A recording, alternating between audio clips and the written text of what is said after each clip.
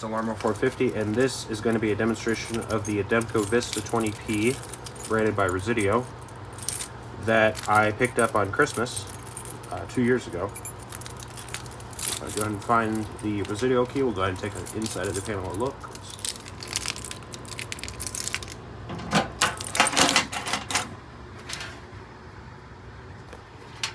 So here's the inside, and I have to take the door off because the middle hinge that holds the door steady is broken.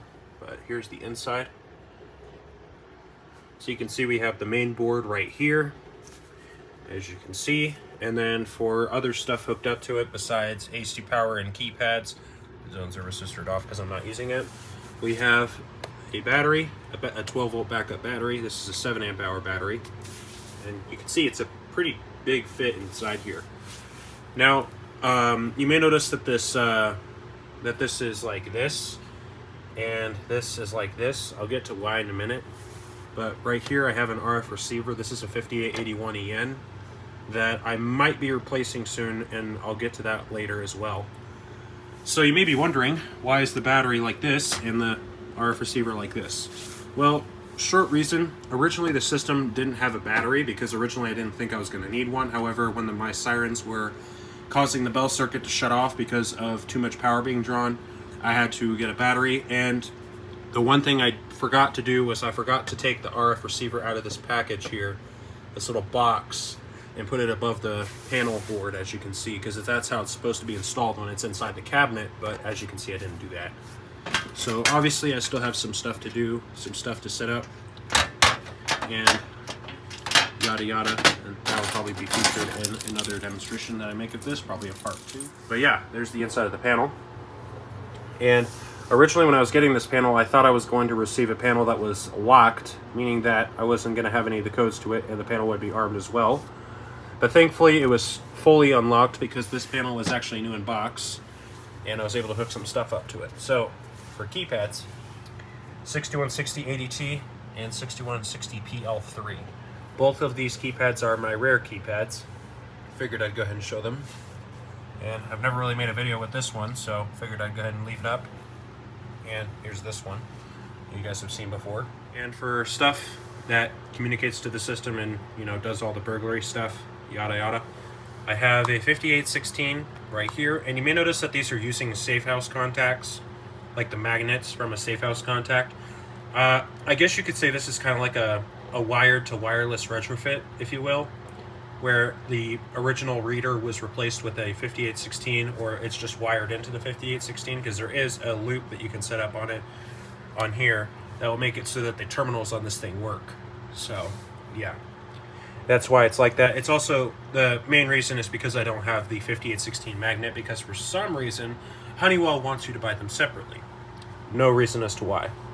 This is labeled front door, this is labeled back door, and this is labeled living room motion sensor, because this is obviously a motion sensor, as you can see. It is communicating, the ready light just went out. This is a 5890 Pi motion sensor right there. And this is one of my favorite styles of the motion sensors. I don't exactly like the 5800 PAR because I feel that it kind of looks ugly. So I like this one a lot better. It has a nice sleek design. I also like how the LED is tilted. You may notice that the LED is not doing anything. That's because this is a walk test LED that you have to switch on by a jumper. And this is not really supposed to be connected to the system, but I just have it here because I'm too lazy to unplug it. But this is a 5828, as you can see. And it is working with the system right now. It's communicating by the house ID code. However, it's not working fully because, as you can see, the system is ready. However, this says it's not. And the AC indicator says that there's no AC.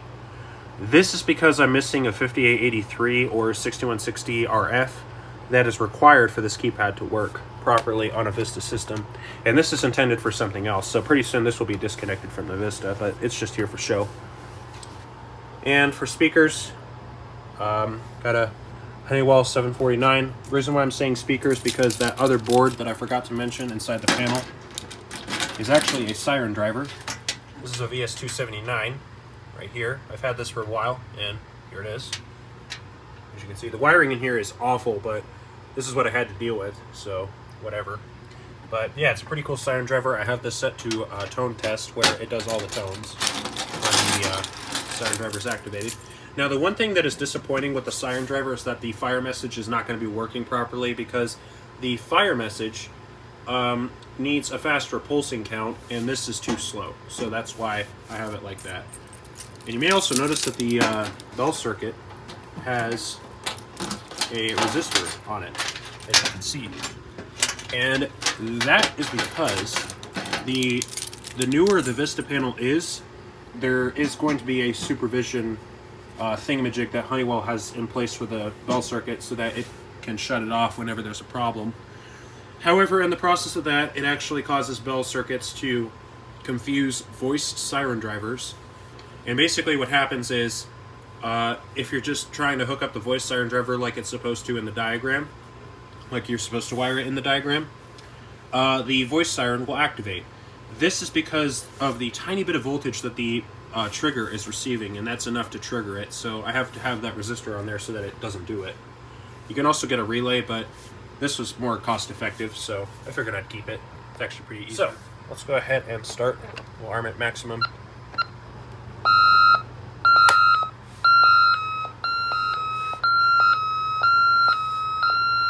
And once again, this is not working because it's not fully connected to the system.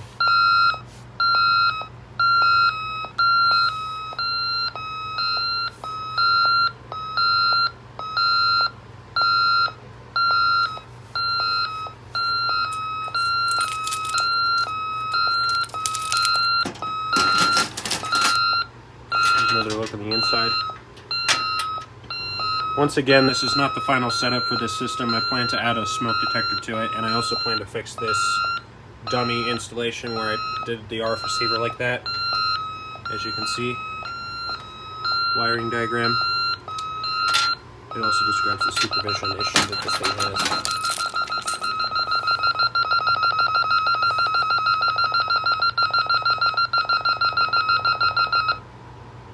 Alright, we're armed, and for this test I'm going to trip the motion sensor. How about that? You have violated a protected area. A police were called. Leave immediately. You have violated a protected area. A police were called. Leave immediately.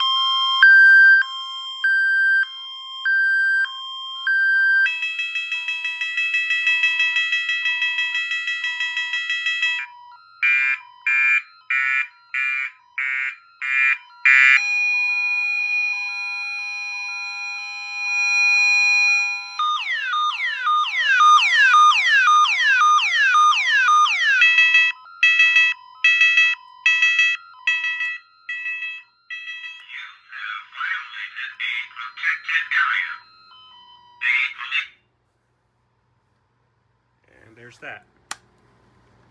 As you can see, it is communicating. It's just not receiving any signals that it should be receiving. So we have 3 alarms on here. I just decided to trip all the zones for fun. We got alarm excuse me, little stutter problem that I'm having.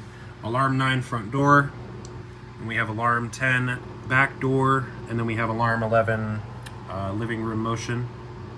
As you can see, I do have my program alpha set up on here. Pretty nice. It's better than it just saying a zone number. And we'll go ahead and clear it with this keypad. Alright, and that's cleared. We'll go ahead and arm it stay night. I believe this is the key for it. Yep. And we'll go ahead and trip it again, just for another demo. You have violated a protected area. A police were called. Leave immediately. So yeah, there's that. We'll go ahead and trip the, actually we'll do it on here. Trip the fire message.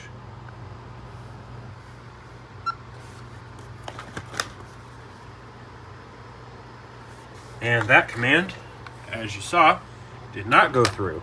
Why is it not going through? There, try it again.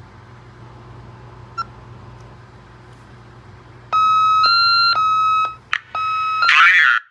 Leave immediately. It still has that bug. Darn. I forgot. Wireless keypads for some reason shut the fire panic off for no reason.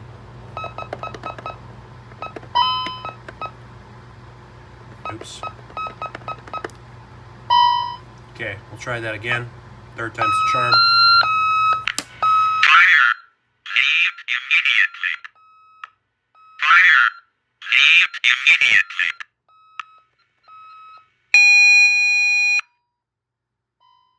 And that happened because whenever the siren driver is cut off unexpectedly, it plays the test tone, which this is what it's supposed to do when you do test mode.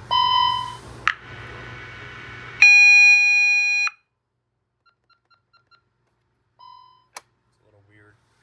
But yeah, there's that. Anyway, I think that's it for this demonstration video.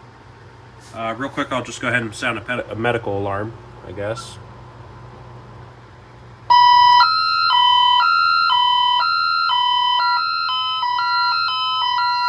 I'll go ahead and reset that.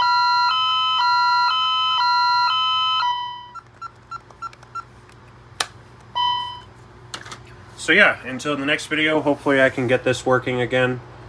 Or working again. Basically, I just need to get I think I just need to get a new RF receiver, or I just need a 6160 RF. But I think I'm going to try to see if I can go for a new RF receiver, because 6160 RFs and 6150 RFs, they can be a bit pricey, and pretty soon my work hours are changing and I can't exactly buy a lot of stuff as much as I used to, which is kind of annoying. So, you know, saving business. Anyway, that's it for the video. If you guys enjoyed, leave a like. If you have a comment, like a question, leave it in the comment section, and I'll get back to you. Have a good day, everybody.